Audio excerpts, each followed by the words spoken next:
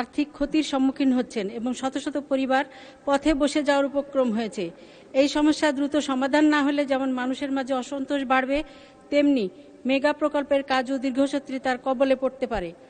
বিষয়টি জনগুরুত্বপূর্ণ সম্পন্ন বিধায় মানবিক দিক বিবেচনা করে বাস্তব অবস্থা ভিডিও রেকর্ড অনুযায়ী জমিগুলোকে দোকান শ্রেণী হিসেবে তালিকাভুক্ত করা এবং বর্তমান বাজার দর অনুযায়ী 3 গুণ ন্যায্য ক্ষতিপূরণ নিশ্চিত করতে মাননীয় ভূমিমন্ত্রী এবং মাননীয় সড়ক পরিবহন ও সেতুমন্ত্রীর প্রতি বিশেষ দৃষ্টি আকর্ষণ করছি। ধন্যবাদ মাননীয় স্পিকার। মোহাম্মদ মাজেদুর রহমান, গাইবান্ধা 1। বিসমিল্লাহির রহমানির রহিম। মাননীয় স্পিকার, আপনাকে ধন্যবাদ। আমি 71 বিধিতে অনেকগুলো নোটিশ দিয়েছিলাম মাননীয় স্পিকার। তার মধ্যে আমার যতটুকু জানা আছে, আমার এলাকার 70% রাস্তা কাঁচা যেহেতু, এবং অনেক রাস্তায় আমার ব্রিজ নেই, কালভার্ট নেই। আমি আজকে এই মহান সংসদে দাঁড়িয়ে আপনার মাধ্যমে আমাদের স্থানীয় সরকার মন্ত্রী মহোদয়ের দৃষ্টি আকর্ষণ করছি, সুন্দরগঞ্জ এলাকায় 70% কাঁচা রাস্তা দ্রুত পাকাকরণের ব্যবস্থা উনি গ্রহণ করবেন কিনা, এবং সেই সাথে আমার 15টি ইউনিয়নের মধ্যে অধিকাংশ ইউনিয়নের রাস্তায় ব্রিজ এবং কালভার্ট নেই। সেই ব্রিজ এবং কালভার্ট দ্রুত কিভাবে উনি নির্মাণ করবেন, আমি আজকের সংসদে ওনার কাছে জোর দাবি জানাচ্ছি। অনতি বিলম্বে আমার এলাকায় রাস্তাঘাট পাকাকরণ এবং সেই সাথে ব্রিজ এবং কালভার্টের ব্যবস্থা উনি করবেন। মাননীয় স্পিকার, আমার 15টি ইউনিয়নের মধ্যে বেলকা ইউনিয়ন, এই ইউনিয়নের পাশেই তিস্তা শাখা নদী আছে। এই শাখা নদীতে বিগত ফ্যাসিস্ট আমলের শেষের দিকে একটি ব্রিজ নির্মাণ করা হয়েছিল। সেই ব্রিজ নির্মাণের 6 মাসের মধ্যেই সেই ব্রিজ ভেঙে যায়। মাননীয় স্পিকার, আমি আজকে এই সংসদে আপনার মাধ্যমে এই ব্রিজ নির্মাণের 6 মাসের মধ্যে কেন ভেঙে পড়ল তার একটা সুষ্ঠু তদন্ত হওয়া উচিত, এবং সেই সাথে দ্রুত এই এলাকায় একটি নতুন ব্রিজ নির্মাণের জন্য আমি দাবি জানাচ্ছি। মাননীয় স্পিকার, আমি একটু আগে আসরের নামাজের পূর্বে আপনার দৃষ্টি আকর্ষণ করেছিলাম, আমি দাঁড়িয়েছিলাম আমার এলাকায়। মাননীয় স্পিকার, গত 22 এপ্রিল একটি পাগলা কুকুর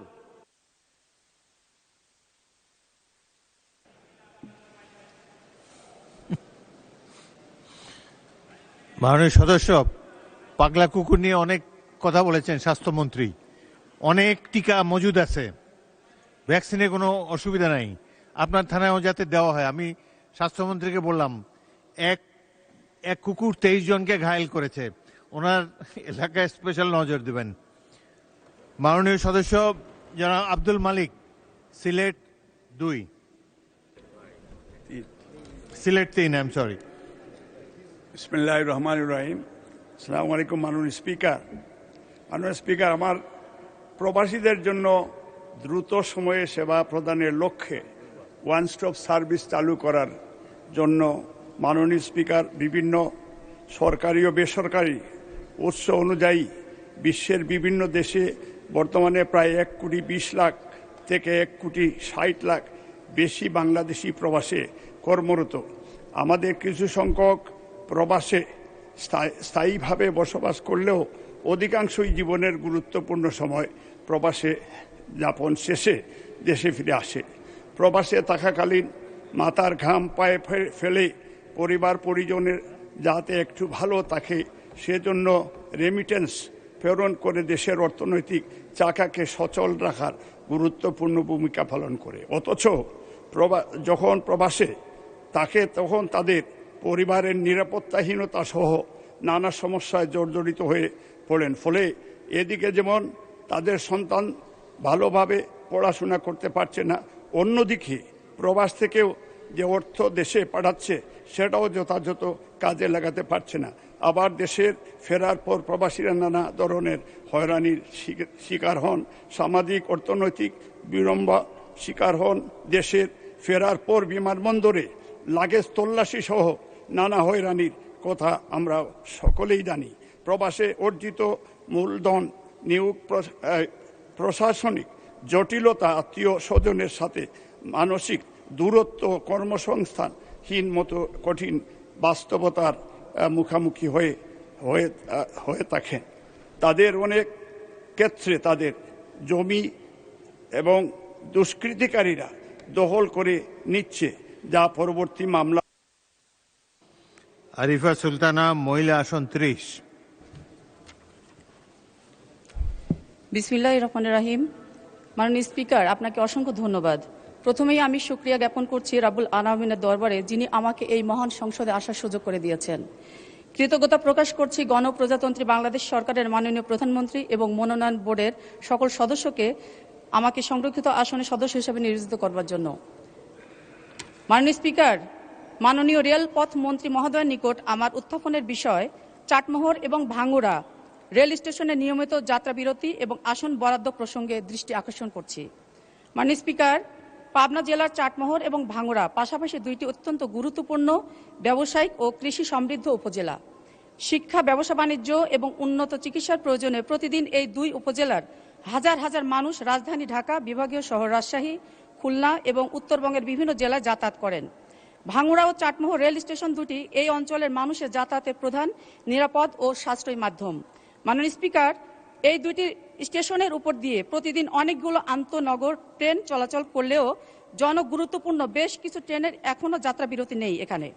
চাটমোহর এবং ভাঙ্গুড়া স্টেশনে যাত্রা বিরতি না থাকায় সাধারণ যাত্রী, ব্যবসায়ী, চাকরিজীবী এবং উন্নত চিকিৎসার জন্য ঢাকাগামী রোগীরা চরম ভোগান্তির শিকার হচ্ছেন। বাধ্য হয়ে এই অঞ্চলের মানুষকে অনেক দূরবর্তী স্টেশনে গিয়ে ট্রেন ধরতে হচ্ছে, যা অত্যন্ত কষ্টদায়ক এবং ব্যয়বহুল।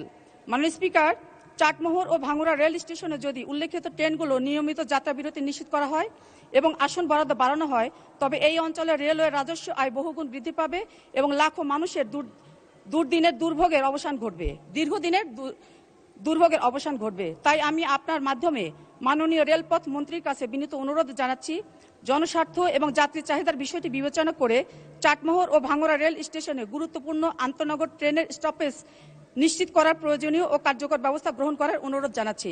ধন্যবাদ মাননীয় স্পিকার। শেখ মুজিবুর রহমান ইকবাল, কিশোরগঞ্জ 5। ধন্যবাদ মাননীয় স্পিকার।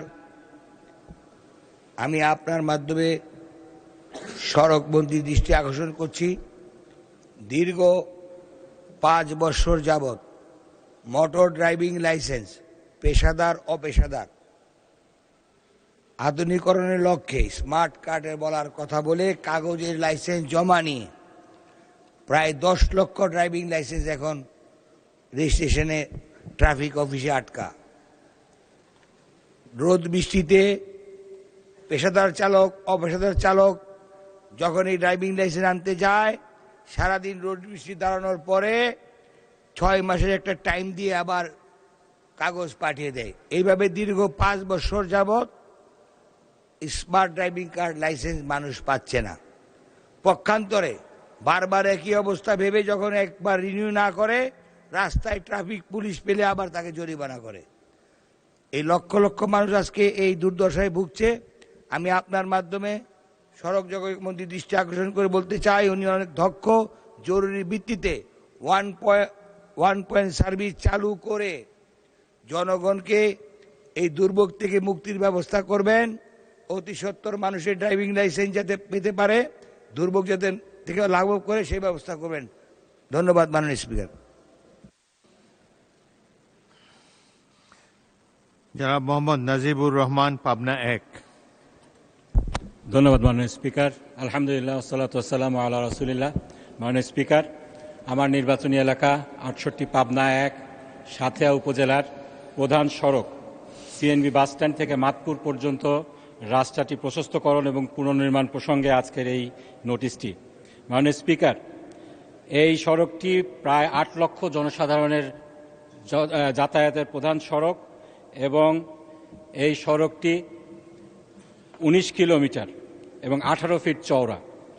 এই সড়কটি পাবনা ঢাকা মহাসড়কের বাইপাস সড়ক হিসাবে ব্যবহৃত হয় এবং পাবনা জেলা আমরা জানি বাংলাদেশের সবচেয়ে বেশি পেঁয়াজ উৎপন্নকারী জেলা। এই সড়কের দুই পাশে বিস্তীর্ণ এলাকা জুড়ে রয়েছে পেঁয়াজের ক্ষেত এবং অন্যান্য ফসলের ক্ষেত। দুঃখজনকভাবে সত্য সেটা হলো দীর্ঘদিন এটা সংস্কার না হওয়ার কারণে এবং সরু হওয়ার কারণে পেঁয়াজ পরিবহনের যে ট্রাকগুলো আছে এগুলা রেগুলার এই রাস্তা দিয়ে যাতায়াত করার কারণে এই রাস্তাটি অত্যন্ত ভগ্নদশায় উপনীত হয়েছে। এটার সংস্কার অত্যন্ত জরুরি এবং এটা প্রশস্ত না হওয়ার কারণে নিয়মিত যানজটের সৃষ্টি হয়, এলাকাবাসীর অত্যন্ত দুর্ভোগের সৃষ্টি হয়। এজন্য আমি দাবি করছি, যেহেতু এই সড়কটি যদি উন্নত করা হয় তাহলে পাবনায় যাতায়াতের পথে 30 কিলোমিটার রাস্তা সাশ্রয় হয়, এক্ষেত্রে জ্বালানির সাশ্রয় হবে, জনগণের দুর্ভোগ কমে আসবে এবং এই ফসল পরিবহনের জন্য যেই যানবাহনগুলো ব্যবহার করা হয় এই যানবাহনগুলো যদি নির্বিঘ্নে চলাচল করতে পারে, রাস্তা যদি প্রশস্ত করা হয় তাহলে জনগণের উপকার হবে, দেশের অর্থনীতির উপকার হবে। সেজন্য আমি আপনার মাধ্যমে যোগাযোগ মন্ত্রীর কাছে যেটা আহ্বান জানাচ্ছি, এই সড়কটিকে 32 ফিটে উন্নত করে 2 লেনে উন্নত করে এই যে এলাকার জনগণের দুর্ভোগ লাঘব এবং অর্থনীতির উন্নয়নের জন্য প্রয়োজনীয় ব্যবস্থা গ্রহণ করার জন্য। ধন্যবাদ মাননীয় স্পিকার। মোহাম্মদ আবু তালিব, ঝিনাইদহ 4। বিসমিল্লাহ রহমান রহিম। মাননীয় স্পিকার, আপনাকে ধন্যবাদ। আমি কার্যপ্রণালী বিধি 71 বিধিতে আপনার মাধ্যমে স্বাস্থ্য মন্ত্রণালয়ের মাননীয় মন্ত্রী মহোদয়ের দৃষ্টি আকর্ষণ করছি। কালীগঞ্জ উপজেলা স্বাস্থ্য কমপ্লেক্সের প্রধান সমস্যাগুলি: 50 শয্যার বিপরীতে অতিরিক্ত রোগীর চাপ। কালীগঞ্জ উপজেলায় প্রায় 3 লক্ষাধিক মানুষের চিকিৎসার প্রধান ভরসা এই হাসপাতাল। প্রতিদিন বহির্বিভাগে শত শত রোগী চিকিৎসা নিতে আসেন।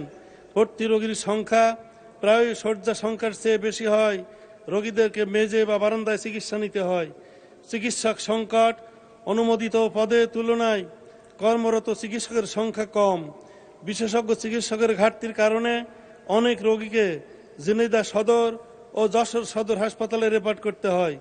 বিশেষজ্ঞ সেবার সীমাবদ্ধতা, গাইনি, শিশু সার্জারি, অ্যানেস্থেসিয়া, চক্ষু, নাক, কান, ENT ও অন্যান্য বিশেষজ্ঞ চিকিৎসা সেবার পর্যাপ্ত নয়। জটিল রোগীদের উন্নত চিকিৎসার জন্য অন্যত্র পাঠাতে হয়। নার্স অন্যান্য জনবলের ঘাটতি পর্যাপ্ত। নার্স, টেকনোলজিস্ট ও সহায়ক কর্মচারী না থাকায় সেবার মান ব্যাহত হয়। রোগী সেবা কর্মীর অনুপাত ভারসাম্যপূর্ণ নয়। ডায়াগনস্টিক সুবিধার সীমাবদ্ধতা, আধুনিক পরীক্ষার সকল সুবিধা সবসময় সচল থাকে না। কিছু যন্ত্রপাতি পুরানো বা মেরামতের প্রয়োজন হয়। অপারেশন ও জরুরি সেবার সীমাবদ্ধতা, অ্যানেস্থেসিয়া বিশেষজ্ঞ ও অন্যান্য গুরুত্বপূর্ণ জনবল সংকটের কারণে অনেক অস্ত্রোপচার নিয়মিত করা সম্ভব হয় না। জরুরি বিভাগের সক্ষমতা আরও বাড়ানোর প্রয়োজন। আবাসন ও অবকাঠামোগত সমস্যা, চিকিৎসক ও নার্সদের জন্য আবাসন নাই।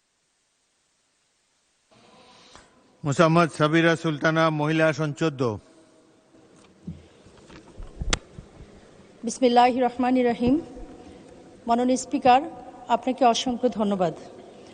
মাননীয় স্পিকার, আমি প্রথমেই স্মরণ করতে চাই আমাদের স্বাধীনতার ঘোষক শহীদ প্রেসিডেন্ট জিয়াউর রহমানকে। আমি শ্রদ্ধা ভরে স্মরণ করি প্রয়াত নেত্রী দেশনেত্রী বেগম খালেদা জিয়াকে এবং শহীদ নাজমুল ইসলাম সহ সকল শহীদের আত্মার মাগফিরাত কামনা করছি। আমি ধন্যবাদ জানাতে চাই আমাদের গণপ্রজাতন্ত্রী বাংলাদেশ সরকারের প্রধানমন্ত্রী জনাব তারেক রহমানকে, যিনি আজকে আমার এখানে দাঁড়িয়ে কথা বলবার সুযোগ করে দিয়েছেন। মাননীয় স্পিকার, আমি ফুলের অঞ্চলের মানুষ। সবাইকে ফুলের শুভেচ্ছা জানিয়ে ফুল দিয়ে আমার প্রথম বক্তব্য শুরু করতে চাই। মাননীয় স্পিকার, 71 বিধিতে আমার উত্থাপনীয় বিষয় যশোরের ফুল চাষকে পূর্ণাঙ্গ কৃষি পণ্য হিসেবে স্বীকৃতি প্রদান এবং ফুল সংরক্ষণ ও রপ্তানি সহ বাণিজ্যিকরণের প্রয়োজনীয় উদ্যোগ গ্রহণ প্রসঙ্গে। মাননীয় স্পিকার, ফুল পবিত্রতা ও সৌন্দর্যের প্রতীক। সামাজিক ও ধর্মীয় অনুষ্ঠান সহ বিভিন্ন সৌন্দর্য বর্ধনমূলক কাজে এর ব্যাপক ব্যবহার রয়েছে। আমার নিজ জেলা যশোরের ঝিকরগাছা দেশের বাণিজ্যিক ফুল চাষে প্রধান কেন্দ্র। মোট ফুলের চাহিদার 90% ফুলের রাজধানী খ্যাত ঝিকরগাছা থেকে সরবরাহ করা হয়। এখানে প্রতি বছর প্রায় 1500 হেক্টর জমিতে বিভিন্ন প্রজাতির ফুলের চাষ হয়। এ খাতে সম্পৃক্ত কৃষকের সংখ্যা প্রায় 15,000 এবং প্রত্যক্ষ পরোক্ষভাবে জড়িত রয়েছে লক্ষাধিক মানুষ। বার্ষিক লেনদেনের পরিমাণ 500 কোটি টাকা, যা স্থানীয় অর্থনীতিতে এক বিশাল বিপ্লবের সম্ভাবনা তৈরি করছে। এলাকার ফুল চাষের প্রাণকেন্দ্র গদখালি পাইকারি ফুলের মোকাম হতে প্রতিদিন ভোর হতে দুপুর পর্যন্ত পাইকারি ব্যবসায়ীরা ফুল কিনে রাজধানী সহ দেশের বিভিন্ন স্থানে প্রান্তে নিয়ে যায়। মাননীয় স্পিকার, তাই যশোর জেলার ফুল চাষ আজ শুধু সৌন্দর্যের প্রতীক নয়, বরং একটি শক্তিশালী কৃষিভিত্তিক শিল্পে পরিণত হয়েছে। মাননীয় স্পিকার, পরিকল্পিত বিনিয়োগ ও প্রাতিষ্ঠানিক সহায়তা প্রদান করা হলে ফুলকে একটি রপ্তানিযোগ্য। মাননীয় সদস্যবৃন্দ, দিনের কর্মসূচি অনুযায়ী এখন সংসদের কার্যপ্রণালী বিধির ৭১ বিধি অনুযায়ী জরুরি জনগুরুত্ব সম্পন্ন বিষয়ে মনোযোগ আকর্ষণ এর গৃহীত নোটিশ সমূহের উপর আলোচনা। প্রথমে আমি মাননীয় সদস্য নিপুণ রায় চৌধুরী, মহিলা আসন 11, কে তার জরুরি জনগুরুত্বপূর্ণ বিষয়ে মনোযোগ আকর্ষণের নোটিশটি পড়ার জন্য আহ্বান জানাচ্ছি। মাননীয় স্পিকার, আপনাকে অসংখ্য ধন্যবাদ। কন্ডেম সেলের অন্ধকার পেরিয়ে আজ এই মহান সংসদের আলোয় দাঁড়াতে পেরে আমি মহান সৃষ্টিকর্তার প্রতি গভীর কৃতজ্ঞতা জ্ঞাপন করছি। আজ আমি কৃতজ্ঞতা জ্ঞাপন করছি মাননীয় প্রধানমন্ত্রী সহ জাতীয়তাবাদী দলের সকল পর্যায়ের নেতৃবৃন্দর কাছে, যারা আমার পাশে সহযোদ্ধা হিসেবে পাশে ছিলেন। সেই অভিজ্ঞতা থেকেই আমি জানি অসহায় মানুষের সামনে সময় মতো রাষ্ট্রীয় সহায়তা দরজা খুলে যাওয়া কতখানি জরুরি। আজ আমি ৭১ বিধির অধীনে নারী ও শিশু নির্যাতন শিকার ব্যক্তিদের জন্য ওয়ান স্টপ ক্রাইসিস সেন্টার এবং সেলের কার্যকারিতা, নিরাপদ আশ্রয় এবং পুনর্বাসনের ব্যবস্থার বিষয়ে মাননীয় মহিলা ও শিশু বিষয়ক মন্ত্রী মহোদয়ের দৃষ্টি আকর্ষণ করছি। মাননীয় স্পিকার, আমি আজ একজন সংসদ সদস্য এবং একজন কন্যা সন্তানের মা হিসেবে জানতে চাই, এদেশের প্রতিটি মায়ের বুকের ভিতরে অদৃশ্য ভয়টি দূর করার দায়িত্ব কার? সাম্প্রতিক তথ্য আমাদেরকে স্তব্ধ করে দেয়। HRSS এর মে 2026 সালের রিপোর্ট অনুযায়ী শুধু মে মাসে অন্তত 305 জন নারী ও মেয়ে সহিংসতা এবং 62% ভুক্তভোগী এখনো তাদের অভিজ্ঞতা কারোর সাথে প্রকাশ করতে পারে নাই। এই নীরবতা শুধু ভয় বা লজ্জার বিষয় নয়, এই অসহায় ব্যবস্থার প্রতি অনাস্থা, আস্থা, নিরাপত্তা এবং সহজলভ্যতার প্রশ্নও সামনে আসে। একজন নারী হিসেবে, একজন মা হিসেবে আমি প্রশ্ন করতেই চাই, একজন নারী যদি ঘরে নিরাপদ না হন, একজন কন্যা সন্তান যদি পরিচিত পরিবেশে নিরাপদ না থাকে, তবে আমরা তাদের স্বাধীনভাবে বাঁচার কোন সাহস দেব? পরিবেশের নির্যাতনের পর একজন ভুক্তভোগীকে তার শুধু মামলার দাবি এবং প্রমাণ অংশ হিসেবে দেখাতে পারি না। তিনি একজন মানুষ, তিনি যার শরীরে চিকিৎসা যেমন জরুরি, তেমনি তার মনের আঘাত, নিরাপত্তাহীনতা, সামাজিক ভয়, শিক্ষা ও জীবনে ফিরে আসার পথ সমান জরুরি। বিচার অবশ্যই নিশ্চিত করতে হবে, কিন্তু বিচার প্রক্রিয়ার পাশাপাশি ভুক্তভোগীর পাশে দাঁড়ানো, তার মানসিক সহায়তা দেয়া, নিরাপদ আশ্রয় নিশ্চিত করা, আইন সহায়তা দেয়া এবং মর্যাদার সাথে সমাজে পুনর্বাসনের পথ তৈরি করা রাষ্ট্রের দায়িত্ব। মহিলা ও শিশু বিষয়ক মন্ত্রণালয়ের অধীনে ওয়ান স্টপ ক্রাইসিস সেন্টার এবং ওয়ান স্টপ ক্রাইসিস সেল ব্যবস্থার উদ্দেশ্য হল নির্যাতনের শিকার নারী ও শিশুদের এক স্থানে থেকে চিকিৎসা, ফরেনসিক সহায়তা, পুলিশি এবং আইনি সহায়তা, মনোসামাজিক পরামর্শ, আশ্রয়, রেফারেল এবং পুনর্বাসনের সহায়তার সঙ্গে যুক্ত করা। এখন জনস্বার্থে জরুরি হল এই কেন্দ্র ও সেলগুলো কতটি জেলায় কার্যকরভাবে সেবা দিচ্ছে। শেষ প্রতিবেদনে বছরে কতজন ভুক্তভোগী কোন কোন সেবা পেয়েছেন, কতটি কেন্দ্রে প্রশিক্ষিত জনবল এবং রেফারেল ব্যবস্থা রয়েছে এবং সেবার মান কিভাবে পর্যবেক্ষণ করা হচ্ছে, এই বিষয়ে হালনাগাদ জেলাভিত্তিক তথ্য প্রকাশ করা।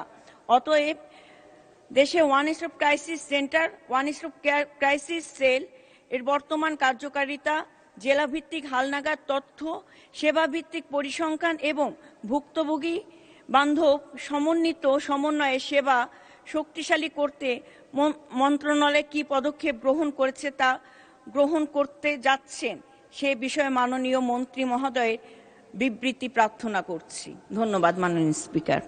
ধন্যবাদ মাননীয় সদস্য।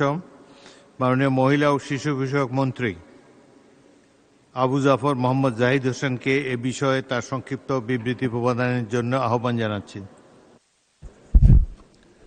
ধন্যবাদ মাননীয় স্পিকার, এবং সেই সাথে আপনার মাধ্যমে প্রশ্নকারীকে মাননীয় সংসদ সদস্যকে ধন্যবাদ জানাচ্ছি। অত্যন্ত গুরুত্বপূর্ণ এবং এই সময়ের জন্য বেশ আলোচিত একটি বিষয় উনি ৭১ বিধিতে তুলেছেন, সেজন্য।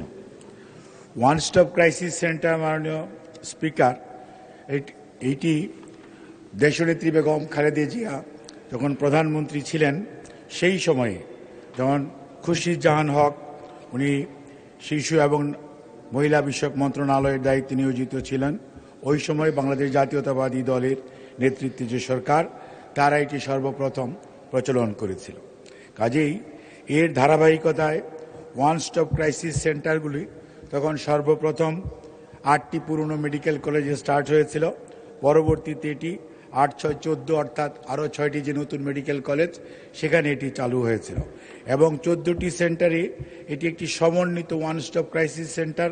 মিনস হচ্ছে এখানে চিকিৎসাও যেমন দেওয়া হবে, আইনি সহায়তা যেমন দেওয়া হবে, এবং এই আইনি সহায়তা পাওয়ার জন্য যে আপনার ডিএনএ অর্থাৎ সাপোর্ট বা ফরেনসিক সহায়তা যাকে আমরা বলি সেটি, এবং সেই সাথে ওই সমস্ত ভিকটিম যারা হয় তাদেরকে পুনর্বাসন করা এবং সমাজে পুনর্বাসিত করার সমন্বিত কার্যক্রম পরিচালনা করার জন্যই ওয়ান স্টপ ক্রাইসিস সেন্টার চালু করা হয়।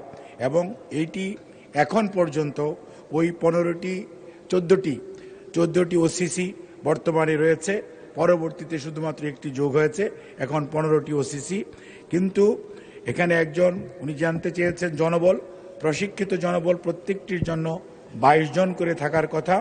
তার মধ্যে 4 জন চিকিৎসক, 6 জন নার্স, 4 জন পুলিশ কর্মকর্তা, 1 জন ক্লিনিক্যাল সাইকোলজিস্ট, 1 জন আইন কর্মকর্তা, 1 জন সহায়ক মানে কম্পিউটার অপারেটর সহায়ক জনবল, আরও 5 জন।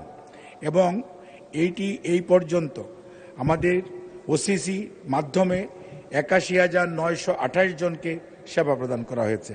তার মধ্যে শারীরিক নির্যাতনের শিকার ৪৯,৭৬৭ জন এবং যৌন নির্যাতনের শিকার ৩১,৫৯৬ জন এবং বিভিন্নভাবে অগ্নিদগ্ধ হয়েছেন ৫৬৫ জন, তাদেরকে সেবা দেওয়া হয়েছে।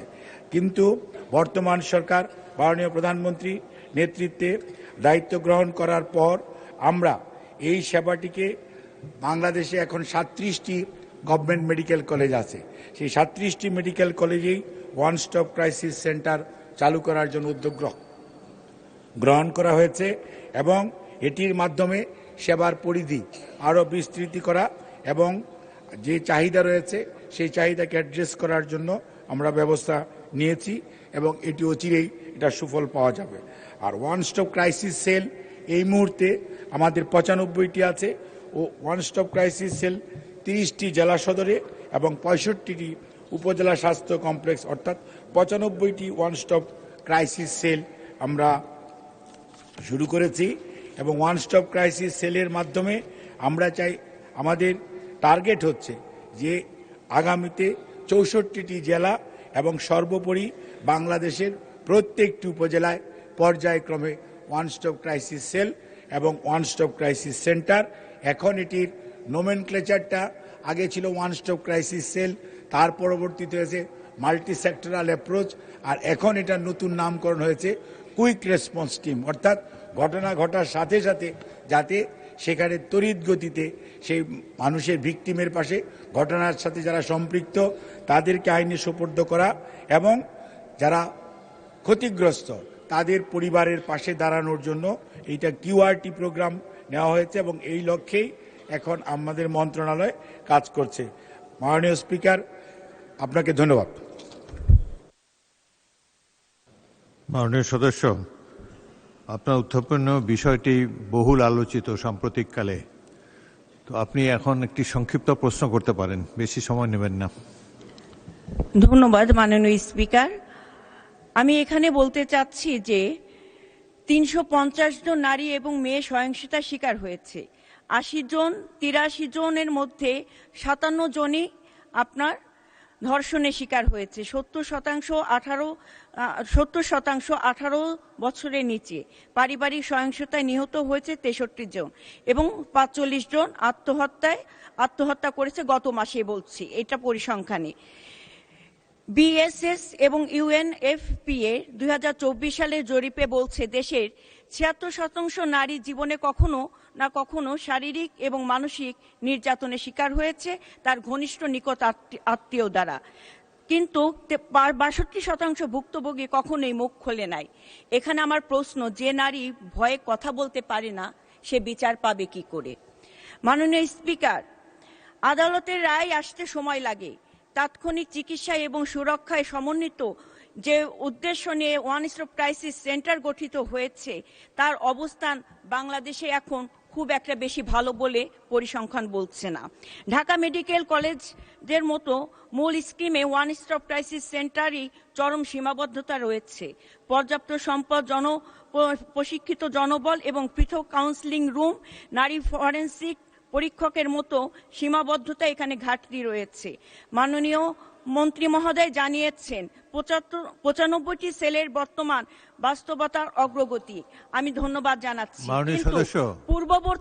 মাননীয় সদস্য মন্ত্রী অনেক ডিটেইল উত্তর দিয়েছে, আপনি একটি প্রশ্ন করুন। স্যার, পূর্ববর্তী ফ্যাসিস্ট সরকারের দেখানো শুভঙ্করের ফাঁকির বাইরে এসে বর্তমান মন্ত্রণালয় শুধু শহরের হাসপাতাল কেন্দ্রিক ব্যবস্থা নয়, বরং ভয় ও সামাজিক চাপের কারণে নীরব থাকা প্রান্তিক অঞ্চলের লোকচক্ষুর আড়ালে ভুক্তভোগী কাছেও এই সেবা পৌঁছে দিতে কি বৈপ্লবিক ব্যবস্থা গ্রহণ করেছেন সেটা আমাদেরকে জানতে হবে। মাননীয় স্পিকার, 109 হলো নারী ও শিশু নির্যাতনের প্রতিরোধ জাতীয় হেল্পলাইন, কিন্তু বিবিএস এবং ইউএনএফপিএ জরিপে দেখা গিয়েছে 2024 সালে মাত্র 22.3% নারী এই 109 হেল্পলাইনের কথা জানেন, 45% নারী 999 এর কথা জানেন, মাত্র 48.5% নারী জানেন কোথায় সহিংসতার অভিযোগ জানাতে হবে। আরো উদ্বেগজনক হলো মাত্র 2% ওয়ান স্টপ ক্রাইসিস সম্পর্কে জানেন।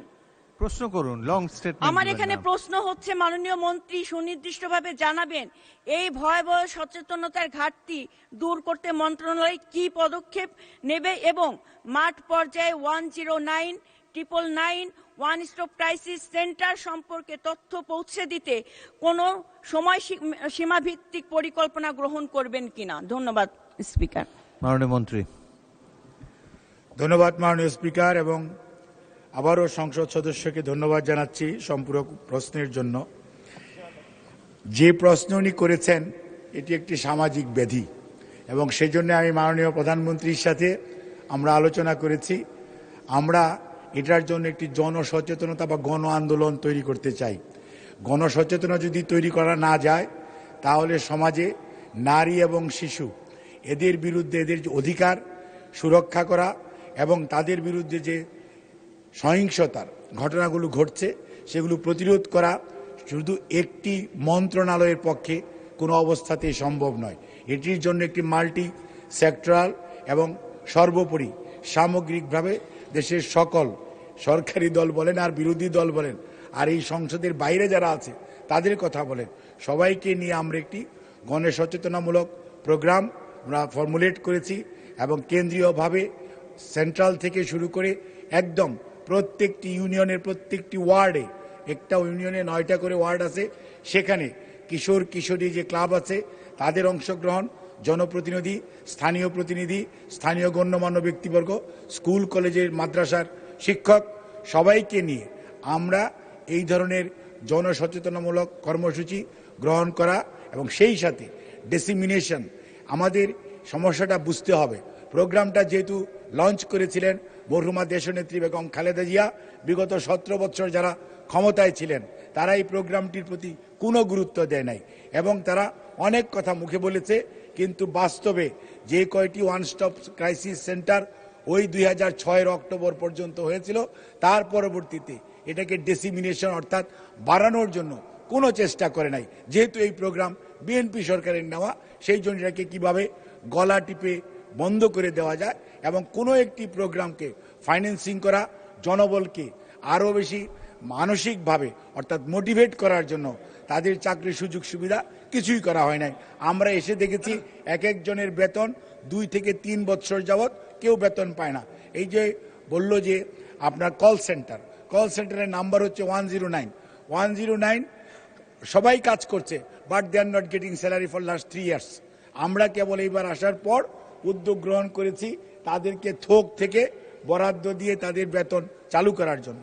কাজে এখানে একটি অত্যন্ত সচেতনভাবে এই দেশের মানুষকে সেবা পাওয়া থেকে বিরত রাখা এবং এক ধরনের প্রতিহিংসামূলক মানসিকতা থেকে দেশের মানুষকে এই সমস্ত কর্মসূচি থেকে যাতে কোনো সেবা গ্রহণ করতে না পারে সেই লক্ষ্যে কাজ করেছে। কাজে আমি আবারও আশ্বস্ত করতে চাই, আমরা একদিকে যেমন আমাদের যে কার্যক্রম এটাকে ব্যাপ্তি ঘটানোর জন্য উদ্যোগ গ্রহণ করেছি, অন্যদিকে জনগণের অংশগ্রহণের মাধ্যমে জনসচেতনতামূলক প্রোগ্রাম বা কর্মসূচি গ্রহণ করে মানুষের মাঝে এটির যে কি কি প্রতিকার নেওয়ার ব্যবস্থা আছে সেটি যেমন ছড়িয়ে দেওয়া এবং প্রতিরোধ করার জন্য মানুষকে উৎসাহিত করা, জনগণকে সম্পৃক্ত করা, সেই লক্ষ্যেই বর্তমান সরকার কাজ করছে। ধন্যবাদ মাননীয় স্পিকার। ধন্যবাদ মাননীয় মন্ত্রী।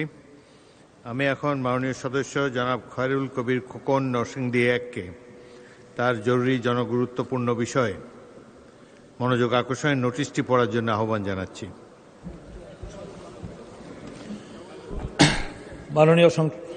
মাননীয় স্পিকার, আপনাকে অনেক ধন্যবাদ। আমার উত্থাপনীয় বিষয় মাননীয় প্রবাসী কল্যাণ ও বৈদেশিক কর্মসংস্থান মন্ত্রীর নিকট দক্ষ মানব সম্পদ তৈরি ও রপ্তানিতে সরকারের পরিকল্পনা প্রসঙ্গে। বাংলাদেশের অর্থনৈতিক উন্নয়নে প্রবাসী শ্রমিকদের অবদান অত্যন্ত গুরুত্বপূর্ণ। প্রতি বছর লাখ লাখ বাংলাদেশি বিদেশে কর্মসংস্থানের মাধ্যমে দেশের জন্য বিপুল পরিমাণ বৈদেশিক মুদ্রা অর্জন করছেন। 1976 সালে মহান স্বাধীনতার ঘোষক শহীদ রাষ্ট্রপতি জিয়া রহমান বীর উত্তম তার হাত ধরে সৌদি আরব শ্রমিক পাঠিয়ে এই সেক্টরের সূচনা করেন। প্রতি বছর 1 মিলিয়ন শ্রমিক কাজের সন্ধানে বিদেশে পাড়ি জমায়। আপনি যে নোটিশটি দিয়েছেন সেটা পড়েন। এটাই এগুলো তো আপনি যা বলছেন নোটিশের কপিতে আমার কাছে তো নেই এগুলো। আপনি যে নোটিশটি দিয়েছেন ওটাই পড়ুন। এই নোটিশটাই দিয়েছিলাম।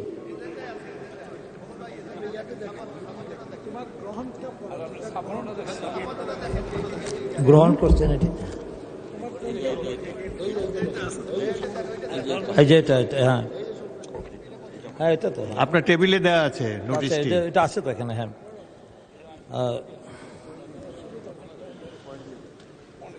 বৈদেশিক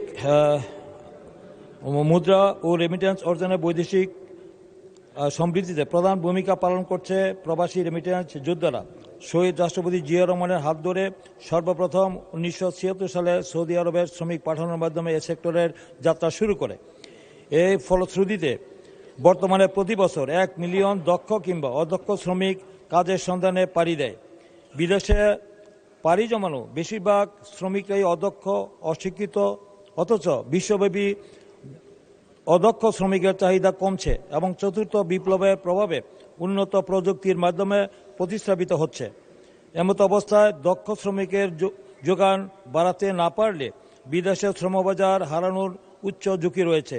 তাই বিশ্ব শ্রমবাজারের চাহিদা অনুযায়ী দক্ষ মানব সম্পদ তৈরি ও রপ্তানি করতে কার্যকর পদক্ষেপ গ্রহণের জন্য মাননীয় প্রবাসী কল্যাণ ও বৈদেশিক কর্মসংস্থান মন্ত্রী মহোদয়ের সদয় দৃষ্টি আকর্ষণ করছি।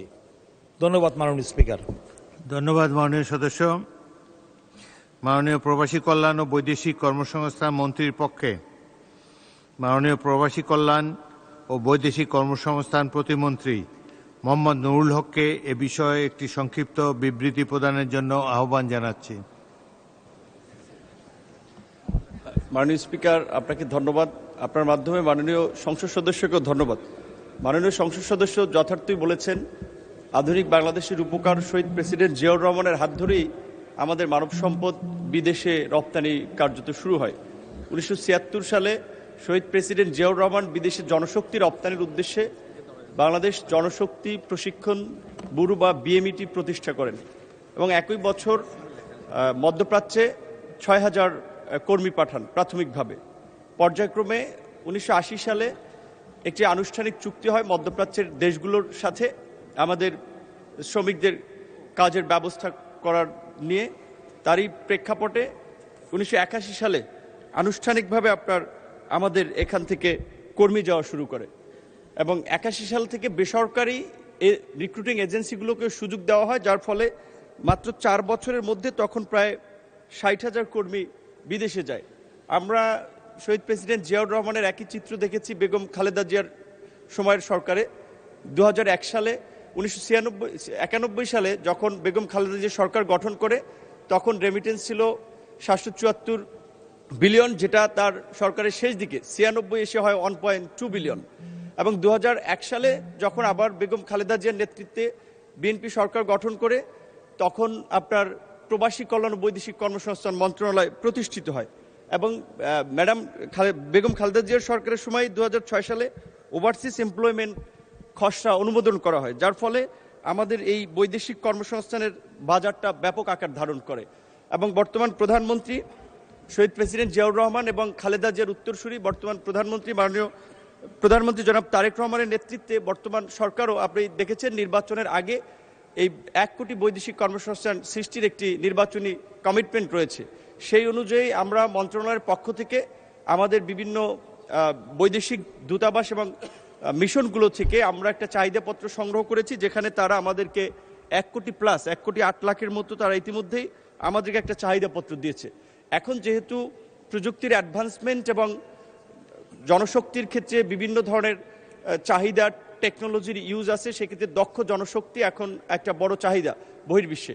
সেটাকে মাথায় রেখে আমাদের মন্ত্রণালয়ের 104টি কারিগরি প্রশিক্ষণ কেন্দ্র টিটিসি এবং 6টি মেরিন টেকনোলজির যে ইনস্টিটিউট রয়েছে সেখানে 55টি ট্রেডের 130টি অকুপেশনে 9টি বিদেশি ভাষা সহ প্রশিক্ষণ দেওয়া হচ্ছে। 50টি উপজেলায় 50টি কারিগরি শিক্ষা কেন্দ্র স্থাপনের কার্যক্রম চলমান রয়েছে। আন্তর্জাতিক শ্রমবাজারের চাহিদা অনুযায়ী পুনঃ প্রশিক্ষণ এবং দক্ষতা উন্নয়নের মাধ্যমে ফেরত আসা কর্মীদের, অর্থাৎ যারা বাইরে থেকে ফিরে আসে, পুনরায় বিদেশে প্রেরণের উদ্যোগ নেওয়া হয়েছে।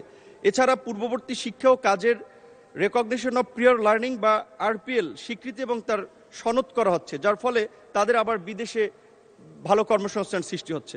অধিক সংখ্যক কর্মী প্রেরণের লক্ষ্যে 1 লক্ষ ড্রাইভার তৈরির জন্য একটা প্রকল্প নেওয়া হয়েছে, দেশ বিদেশে কর্মসংস্থানের জন্য ড্রাইভিং প্রশিক্ষণ প্রদান শীর্ষক প্রকল্প।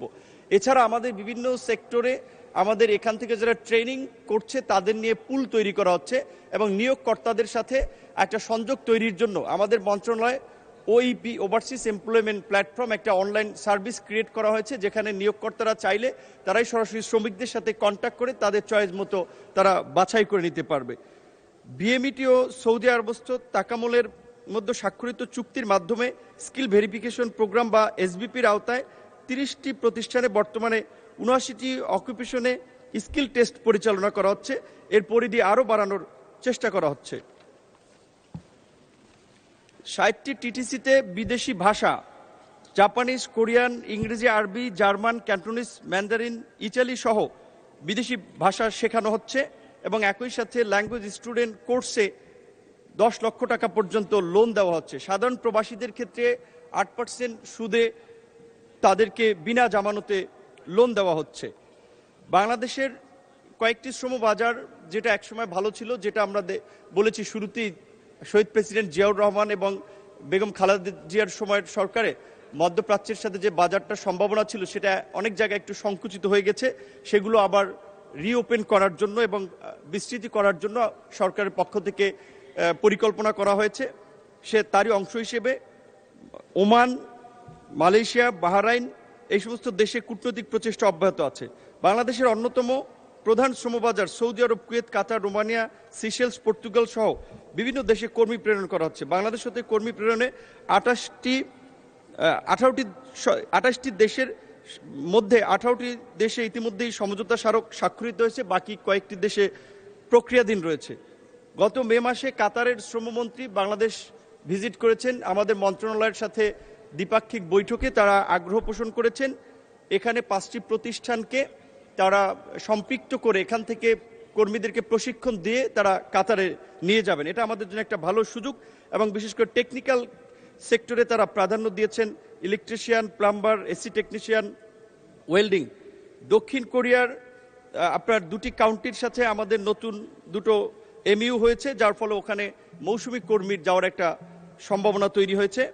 জাপানের সাথে memorandum of cooperation on employment skill development program ESDP. ওমানের সাথে চুক্তি স্বাক্ষরের জন্য 28 এপ্রিল আমাদের এখান থেকে খসড়া পাঠানো হয়েছে। থাইল্যান্ডের সাথে আপনার এমইউ স্বাক্ষরের জন্য আমাদের এখান থেকে খসড়া পাঠানো হয়েছে। এছাড়া Serbia, north Macedonia, Romania, Greece সহ ইউরোপের কিছু দেশে আমাদের বাংলাদেশের কর্মীদের ব্যাপক চাহিদা থাকলেও সেখানে ভিসা সেন্টার না থাকার ফলে আমাদের বাংলাদেশিদেরকে দিল্লি যে ভিসা নিতে হচ্ছে। ভারতের সাথে রাজনৈতিক সম্পর্কের টানপোড়েনে এখন ভিসা পাওয়া খুব ডিফিকাল্ট হচ্ছে, যার ফলে আমরা আমাদের কর্মীদের এই যে আক্ষেপ, তাদের পাঠানো অনেকে ভিসা পায় বাট দিল্লি থেকে তাদের আপনার ফিঙ্গারপ্রিন্ট সম্পন্ন না করার ফলে ওই সমস্ত দেশে যেতে পারছে না। সেক্ষেত্রে আমাদের মন্ত্রণালয় থেকে, যেহেতু এটি পররাষ্ট্র মন্ত্রণালয় দেখভাল করে থাকে, তাদের মাধ্যমে অনুরোধ করা হয়েছে যে ওই সমস্ত দেশগুলো যেন আমাদের ঢাকায় অন্তত সপ্তাহে কিংবা মাসে একটা নির্দিষ্ট দিনে এসে কনসুলার সেবা দেয়। সেই বিষয়ে মাননীয় পররাষ্ট্রমন্ত্রী আছেন, তিনি আরো বিস্তারিত বলবেন। মাননীয় স্পিকার, আপনাকে ধন্যবাদ। মাননীয় সদস্য খায়রুল কবির খোকন একটি সংক্ষিপ্ত প্রশ্ন করতে পারেন। মাননীয় স্পিকার, আপনাকে অনেক ধন্যবাদ। আমার প্রশ্ন হলো, মাননীয় প্রবাসী কল্যাণ বৈদেশিক কর্মসংস্থান মন্ত্রীর নিকট দেশের বিভিন্ন অঞ্চলে বৈদেশিক ভাষা শিক্ষা ও দক্ষতা উন্নয়ন প্রশিক্ষণ কেন্দ্র স্থাপনের বিষয়ে সরকারের কোনো উদ্যোগ রয়েছে কিনা? বিশেষ করে আমার নির্বাচনী এলাকায় বিপুল সংখ্যক যুবক যুবতীর বিদেশে কর্মসংস্থানের সুযোগ বৃদ্ধির লক্ষ্যে সেখানে একটি আধুনিক ভাষা শিক্ষা ও দক্ষতা উন্নয়ন প্রশিক্ষণ কেন্দ্র স্থাপনের বিষয়ে সদয় বিবেচনা করবেন বলে প্রত্যাশা করছি। মাননীয় স্পিকার, আপনাকে ধন্যবাদ। মাননীয় প্রতিমন্ত্রী। মাননীয় স্পিকার, আপনাকে ধন্যবাদ। মাননীয় সংসদ সদস্যকে ধন্যবাদ।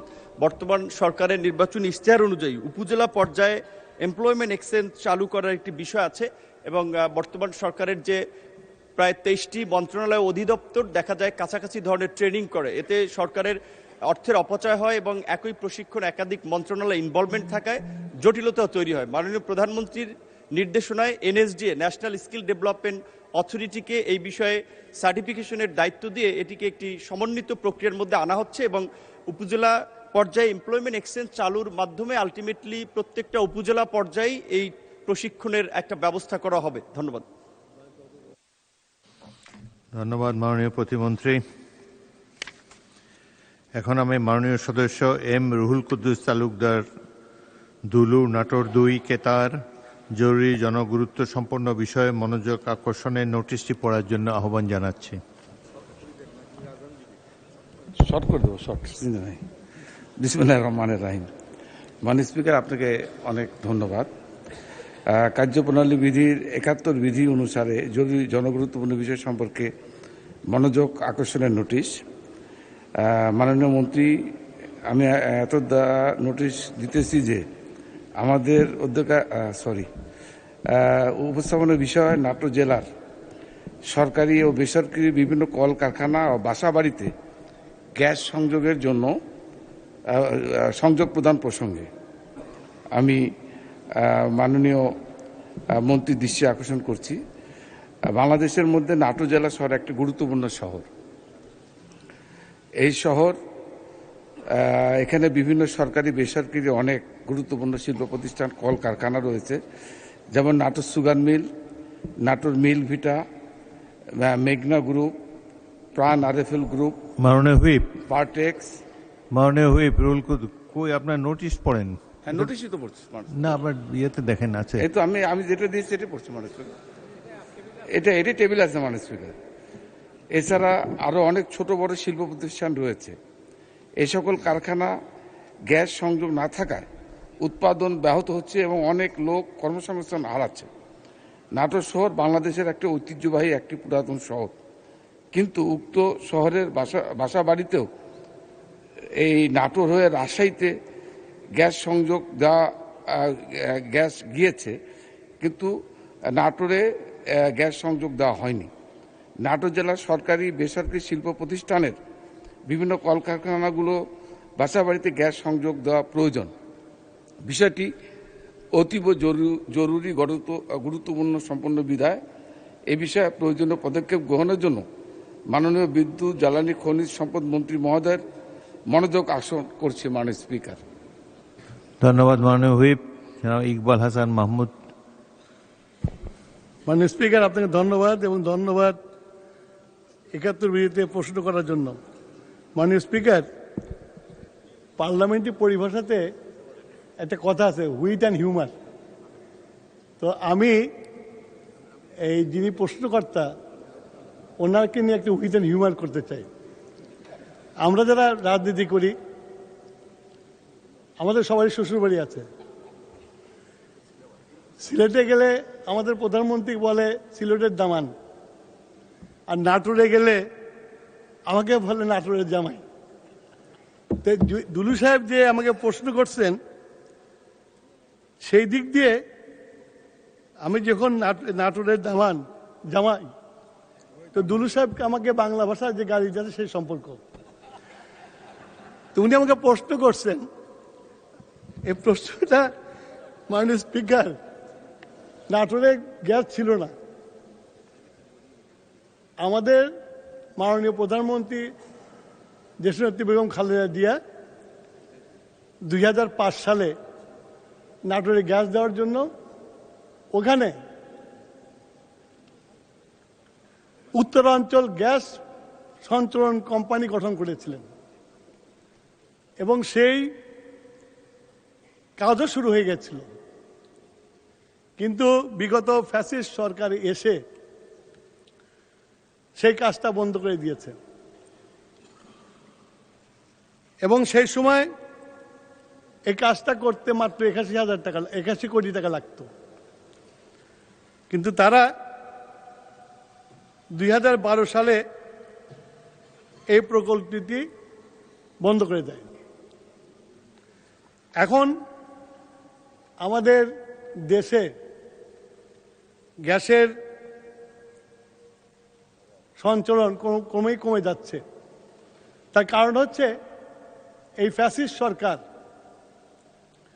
গত 17-18 বছর একটা কূপও খনন করে নাই।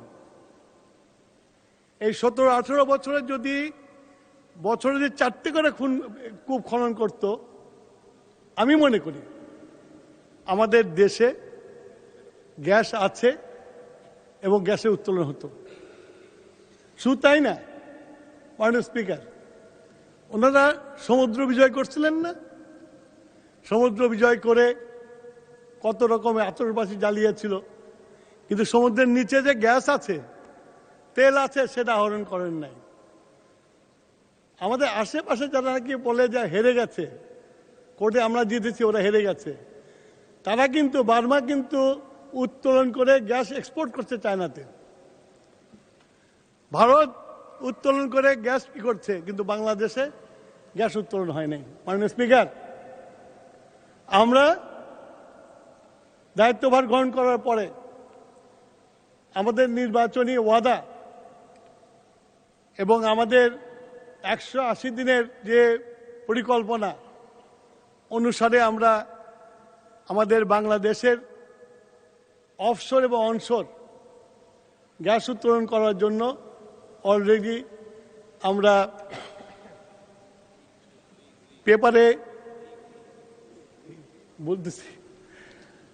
আমরা আমন্ত্রণও জানিয়েছি দেশি বিদেশি কোম্পানিদেরকে এই গ্যাস উত্তোলন করার জন্য এগিয়ে আসার জন্য। এবং আমাদের সরকার সিদ্ধান্ত নিয়েছে অতি দ্রুত আমাদের বাপেক্সের যে কয়টা রিগ আছে, আরো 5টা রিগ সংযুক্ত করে আমরা আমাদের অনশোর কূপ খনন করে দ্রুত বাংলাদেশের গ্যাসের যে পরিস্থিতি হচ্ছে এটা উত্তোলন করার জন্য। মাননীয় স্পিকার, এখন নাটোর বাংলা ভাষার গাড়ির জায়গা, আমার শ্বশুর বাড়ি, তো এখানে তো গ্যাস দিতেই হবে। কিন্তু যখন গ্যাস পাবো, এই যে আমরা গ্যাস উত্তোলনের চেষ্টা করছি, যখন গ্যাস পাবো, দেশনেত্রী বেগম খালেদা জিয়া যে কাজ শুরু করে দিয়ে গেছিলেন, আমরা ইনশাল্লাহ সেটাকে শেষ করব। ধন্যবাদ মাননীয় স্পিকার। মাননীয় হুইপ, আপনি মন্ত্রীকে একটা সংক্ষিপ্ত প্রশ্ন করতে পারেন। এমন প্রশ্ন করবেন না যে ফ্যাসিস্ট সরকারের বিদ্যুৎ মন্ত্রী কেন নাটোরে বিয়ে করে নাই। প্রশ্ন করুন। মাননীয় স্পিকার, আপনাকে অনেক ধন্যবাদ। আসলে উনি নিজেই স্বীকার করেছেন, বা মাননীয় স্পিকার আপনি নিজেও জানেন যে নাটোর, আমি এর আগেও বলেছি উত্তরে, সেটা হচ্ছে নাটোর অ্যাকচুয়ালি ঐতিহ্যবাহী বনলতা সেন, আপনি জানেন রানী ভবানীর নাটোর। একসময় এই রানী ভবানী সৈন্য দিয়ে নওয়াব সিরাজদৌলকে সাহায্য করেছিল মাননীয় স্পিকার। তো এটা একটা ঐতিহ্যবাহী শহর। এই শহরে শহীদ প্রেসিডেন্ট জিয়াউর রহমান স্যার 3.5 বছরের শাসন আমলে 13 বার রাত্রি যাপন করেছিল উত্তরা গণভবনে। উনি এতই গুরুত্ব দিয়েছেন তার শাসন আমলে। এবং বেগম খালেদা জিয়াও নাটোরে 3 দিন রাত্রি যাপন করেছেন। আমি মনে করি নাটোর একটা গুরুত্বপূর্ণ। এবং আমার প্রধানমন্ত্রী তারেক রহমান সাহেব, উনি প্রধানমন্ত্রী হওয়ার আগে অসংখ্যবার নাটোরে গিয়েছেন, উনিও রাত্রি যাপন করেছেন মাননীয় স্পিকার। আমি এই সমস্ত দিক বিবেচনা করি, যেহেতু উনি আমার দুলাভাই, উনি নাটোরে বিয়ে করেছেন এবং নাটোরের জনগণের প্রত্যাশা, উনি ওই পলিটিক্যাল কথা বললেন মাননীয় স্পিকার, ওনাকে বলতে হবে যেহেতু নাটোর দিয়ে রাজশাহীতে গ্যাস গিয়েছে, নাটোরের উপর দিয়ে, যেহেতু ফ্যাসিস্ট সরকারের শাসন আমলে আপনি জানি জবাবদেহিতা ছিল না, আর নাটোরের যারা রাজনীতিবিদ ছিল সন্ত্রাসী, এদের ভোটে কখনো এমপি হয় নাই, যার জন্য প্রয়োজনীয়তা বোধ করেনি। কিন্তু এখন যেহেতু পলিটিক্যাল গভর্নমেন্ট এসছে, আমাদের নেতা তারেক রহমান প্রধানমন্ত্রী, উনিও একজন রাজনীতি পরিবার থেকে এসছেন, আমাদের প্রত্যাশা নাটোরের মানুষের, উনি কবে নাগাদ, যেহেতু নাটোরে গ্যাস গিয়েছে, কবে নাগাদ গ্যাসের সংযোগ দিবেন, এটাই তার কাছে আমি প্রশ্ন করছি মাননীয় স্পিকার। আপনাকে ধন্যবাদ। মন্ত্রী, কবে নাগাদ গ্যাস দেবেন? মাননীয় স্পিকার, এই আমাদের হুইপ সাহেব যেভাবে বললেন, এ তো মানে শ্বশুর বাড়ির আবদার হয়ে গেল। আমি তো বলেছি যে আমরা কেবল কূপ খনন করা শুরু করেছি, আমরা রিগ কিনছি, আমরা টেন্ডার আহ্বান করেছি, যাতে বাংলাদেশে ইন্টেন্সিভ এক্সপ্লোরেশন করা হয় এবং গ্যাস আবিষ্কার করা হয়। গ্যাস আবিষ্কার হলে এই 81 কোটি টাকার যে প্রকল্পটা বন্ধ হয়ে গেছে, আমি আশা করি আমাদের নেতা, আমাদের প্রধানমন্ত্রীর নেতৃত্বে এই নাটোরে গ্যাস যাবে এবং উদ্বোধন করা হবে। ধন্যবাদ মাননীয় স্পিকার। ইয়েস, মাহবুবউদ্দিন খোকন, বলুন।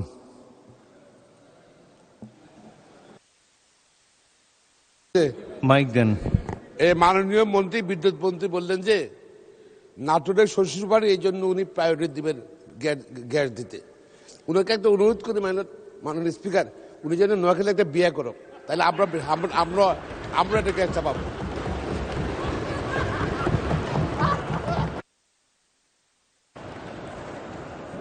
মাননীয় মন্ত্রী, বিয়ে করতে চান? মাননীয় স্পিকার, আমার সামনে ওনারা বসে আছেন, ওনারা শরিয়া আইন ভালো বোঝেন,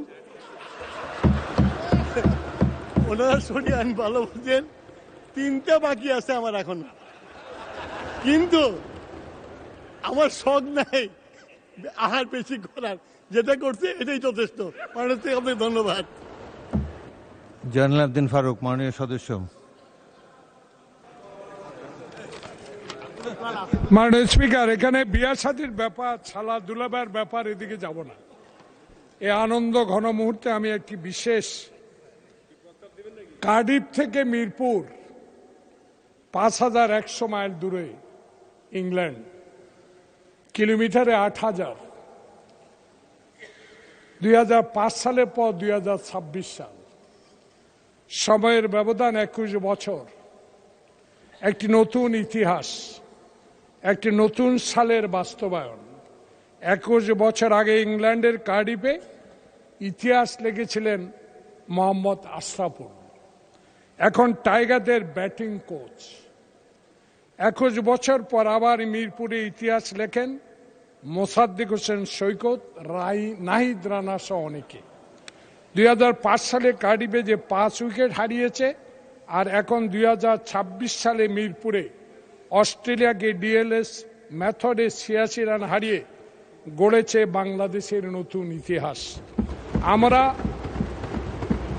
আপনার মাধ্যমে মাননীয় প্রধানমন্ত্রী, সংসদের নেতা, আপনি মাননীয় স্পিকার, বিরোধী দলীয় নেতা এবং সকল মাননীয় সংসদ সদস্যের পক্ষ থেকে বাংলা টাইগারদেরকে এই সংসদ থেকে অভিনন্দন জানাই।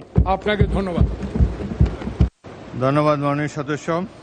আমরা সবাই বাংলাদেশের ক্রিকেট দলকে নিয়ে গর্ব করছি, চমৎকার তাদের পারফরমেন্স। মাননীয় সদস্যবৃন্দ, এখন কমিটি গঠন। দিনের সম্পূরক কার্যসূচি অনুযায়ী আমি এখন মাননীয় চিফ হুইপ মোহাম্মদ নুরুল ইসলামকে পরিকল্পনা মন্ত্রণালয় সম্পর্কিত স্থায়ী কমিটি গঠন সম্পর্কিত প্রস্তাব উত্থাপনের জন্য আহ্বান জানাচ্ছি।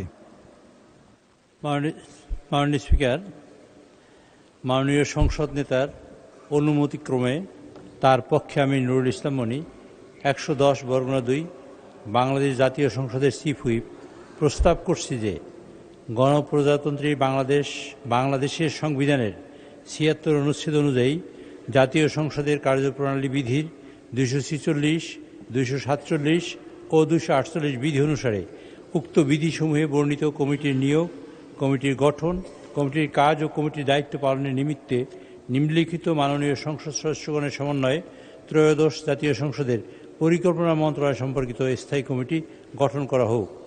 মাননীয় স্পিকার, সদস্যবৃন্দের নাম: ডক্টর আব্দুল মঈন খান, 200 নরসিংদী 2 সভাপতি; জনাব মোহাম্মদ জুনায়েদ আব্দুর রহিম সাকি, 248 ব্রাহ্মণবাড়িয়া 6 সদস্য; জনাব এম রুহুল কুদ্দুস তালুকদার দুলু, 59 নাটোর 2 সদস্য; কাজী রফিকুল ইসলাম 36 বগুড়া 1 সদস্য; জনাব মাইনুল ইসলাম খান 169 মানিকগঞ্জ 2 সদস্য; জনাব মোহাম্মদ ফখরুল ইসলাম 272 নোয়াখালী 5 সদস্য; জনাব মোহাম্মদ শওকতুল ইসলাম 236 মৌলভীবাজার 2 সদস্য; মোসাম্মদ ফরিদা ইয়াসমিন 306 মহিলা আসন 6 সদস্য; মোহাম্মদ সাইফুল আলম 185 ঢাকা 12 সদস্য; জনাব মোহাম্মদ রাশিদুল ইসলাম রাশেদ 143 শেরপুর 1 সদস্য।